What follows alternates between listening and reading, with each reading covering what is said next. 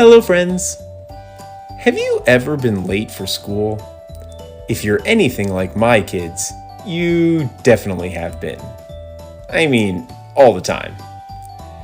Now, there are all sorts of reasons to be late to school, but I bet you've never heard a reason like you will in today's story, and it is called walking shoes.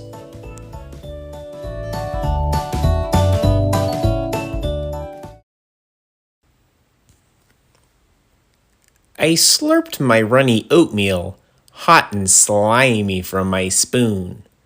Lost in outer space, my brain was circling round the moon. Dad yelled, "Hurry up! It's time to move or you'll be late. It's 7:59. The bus arrives on time at 8.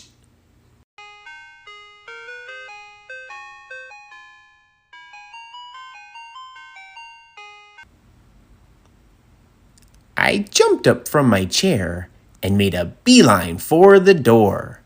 Spun into my jacket, grabbed my backpack off the floor. I only had to slip some shoes onto my stocking feet. But my shoes then started moving, walking right away from me. My little sister fainted, and my older brother gasped. The shoes remained unbothered, and they smoothly sauntered past. They didn't seem to hurry, and they didn't try to hide. But with some pep inside their steps, they quickly walked outside.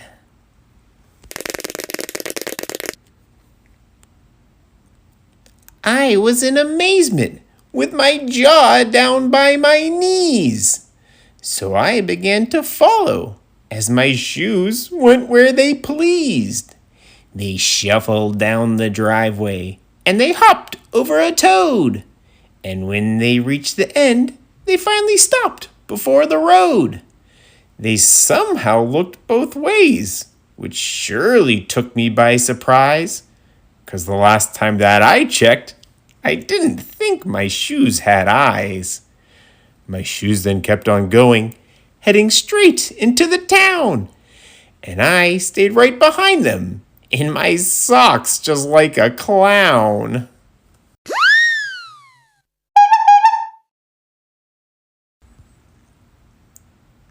They jumped into a puddle with a squishy, splishy splash.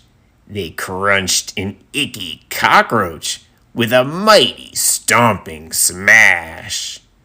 Some kids were playing hopscotch in the middle of the walk.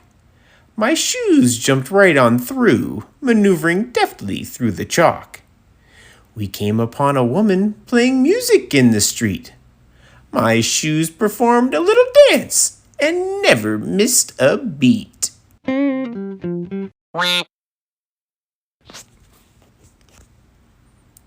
They were quite enjoying both their freedom and their luck, until the left stopped moving.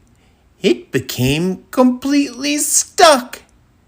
The problem was it stepped into a gooey glob of gum. Then, struggling to get free, it kicked a doggy in the bum.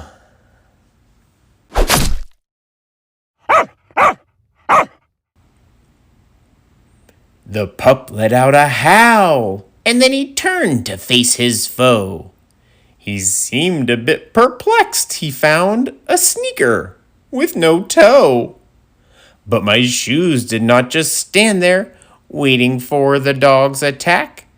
The last thing that they wanted was to be a canine snack. My left shoe started running while I begged the dog to stay. My right shoe didn't follow. It took off the other way.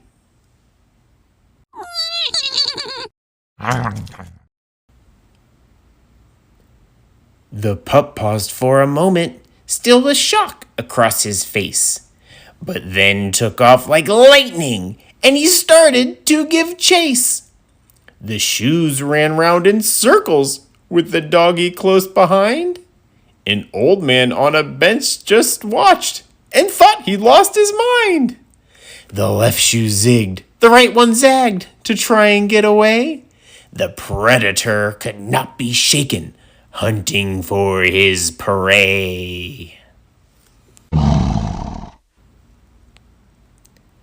The wild pursuit had taken them as far as I could see, when all three turned around and started heading right towards me.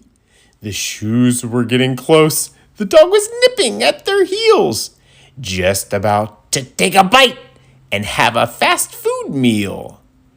As they all approached, I just stood frozen in my tracks when the doggo barreled into me and knocked me on my back. We rolled around the ground until I wound up on my seat. Then looking down, I found that both my shoes were on my feet.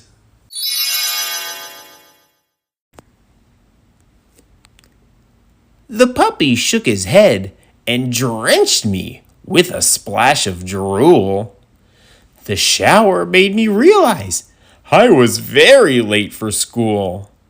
My shoes and I began to run. We had to get to class. I knew that when we got there, Mrs. Jones would give us sass. We took the fastest shortcut with my pack upon my back. We cut off every corner and jumped over every crack.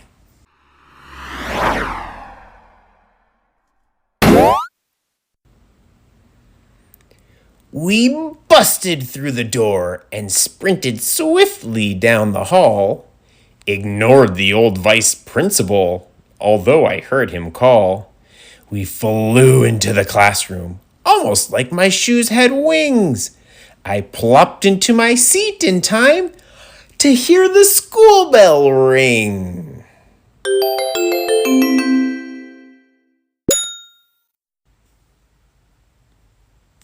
I thought that I had made it, but was given no reprieve.